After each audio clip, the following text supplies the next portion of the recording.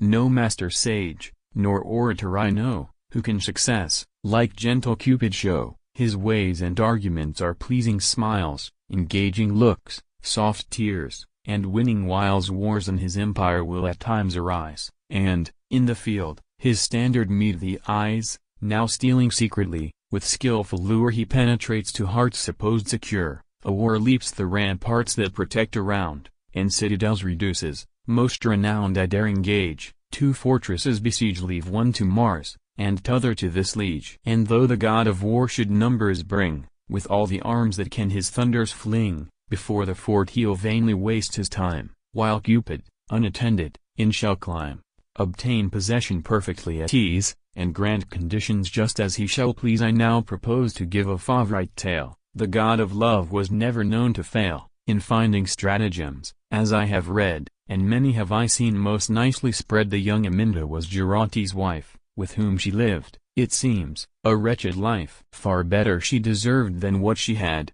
for he was jealous, and his temper bad in aged hunks, while she was in the hour when hearts, that never felt love's mighty power, are presently by tender objects caught, which ne'er before had entered in the thought. When first Aminta saw young Cleon's face, a lad possessing all engaging grace, much prudence than she every way displayed, e'en more perhaps than necessary made. For though we may suppose the lovely fair, would every effort use to scape the snare, yet when the god of soft persuasion takes the fatal moment, havoc soon he makes, in vain his duty, anything opposed, if once the tender sentiments disclosed. Aminta consolation had in view, 'twas that alone the passion from her drew, a meeting innocent, to vent her tears, and, to a feeling friend, express her fears. 'Tis represented thus I cannot doubt, but sight of meat brings appetite about, and if you would avoid the tempting bit, 'tis better far at table not to sit. Aminta hoped to render Cleon kind, poor innocent,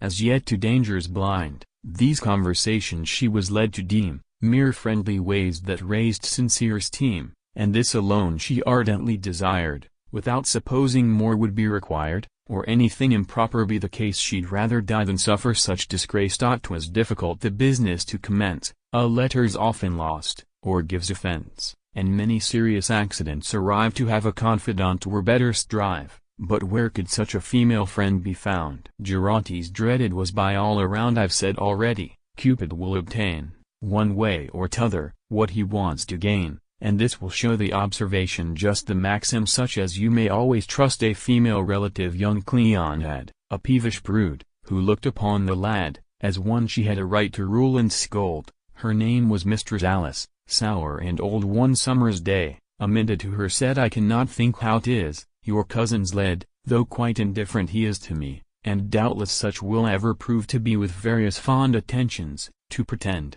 he loves me much beyond a common friend. My window oft he passes day and night, I cannot move a step, but he's in sight, and in a moment at my heels appears. Notes, letters full of soft expressions, dears, to me are sent by one I will not name, for known to you, she would be thought to blame. Pray put an end to such a wild pursuit, it nothing can produce but wretched fruit. My husband may take fire at things like these, and as to Cleon, me he'll never please. I'll thank you to inform him what I say, such steps are useless, folly they but ray. Much praise Aminta from the dame received, who promised that the conduct, which aggrieved, to Cleon she would mention, as desired, and reprimand him, as the fault required. So well would scold him, that she might be sure, from him in future she would be secure. The following day our youth to Alice came, to pay a visit solely was his aim. She told him what Aminta had declared, and, in her lecture, words by no means spared the lad.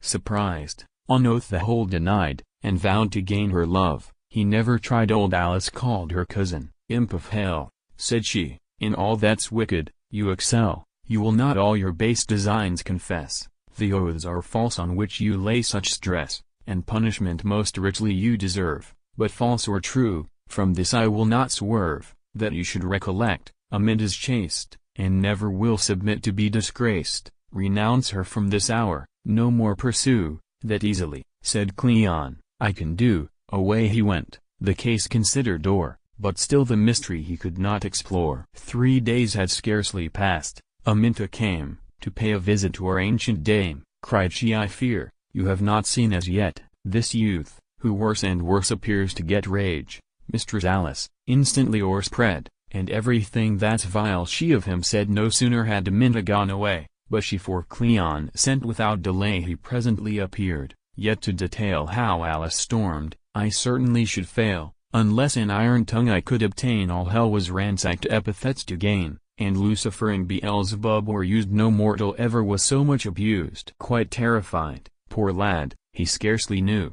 her fury was so great, what best to do. If he allowed that he had acted wrong, 'twould wound his conscience and defile his tongue. He home repaired, and turning in his mind what he had heard, at length his thoughts inclined to fancy that Minta was disposed to play some cunning trick, which, not disclosed, would operate to bring her wish about. I see, said he, the scheme I should not doubt. It surely is my duty kind to be. Methinks I hear her freely say to me, O Cleon, show affection, I am yours. I love her too, for beauty that secures, and while her seraph charms my bosom fire, I equally the stratagem admire. Most freely howsoe'er I will confess, at first I was so dull, I could not guess at what she aimed, but now the object's plain. Minta or my heart desires to reign this minute. If I durst, I'd thither go, and, full of confidence, declare my woe. The subtle flame that burns without control, what hurt to paint feelings of my soul from balance of accounts 'twill both exempt. 'Tis better far to love than show contempt. But should the husband find me in the house,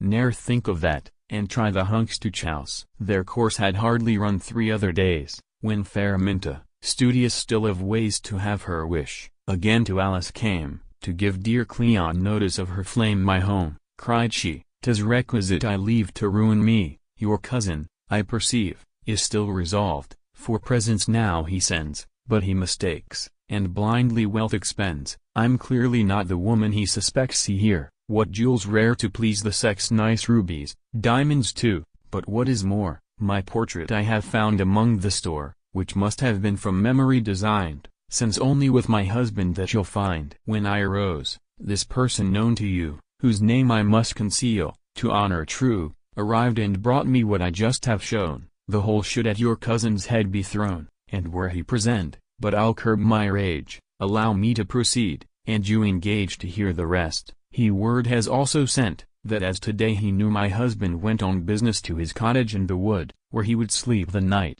he understood, no sooner should the servants be in bed, and Morpheus' robe be o'er their senses spread, but to my dressing room he would repair. What can he hope, such project to declare a meeting place? Indeed, he must be mad. Were I not fearful 'twould affliction add to my old husband, I would set a watch, who, at the entrance, should the villain catch, or put him instantly to shame and flight. This said, she presently was out of sight. An hour had passed when Cleon came anew. The jewels at him in a moment flew, and scarcely Mistress Alice could refrain from wreaking further vengeance on the swain. Is this your plan? Cried she, but what is worse, I find you still desire a greater curse. And then she told him all Minta said, when last to visit her the fair was led. Himself most fully warned the youth now thought, I loved, cried he, 'tis true, but that is naught, since nothing from the belle I must expect in future her completely I'll neglect. That is the line, said Alice, you should take. The lad howe'er was fully now awake, and thoroughly resolved to seek the dame, whose cunning wiles had set him in a flame. The midnight hour the clock no sooner told, then Cleon ran the mystery to unfold, and to the spot repaired, which he supposed, Minta meant, from what had been disclosed. The place was well described, and there he found, awaiting at the door, this belle renowned, without attendants, sleep their eyes o'erspread behind thick clouds. The very stars had fled as all had been expected. In he went, most thoroughly they both appeared content.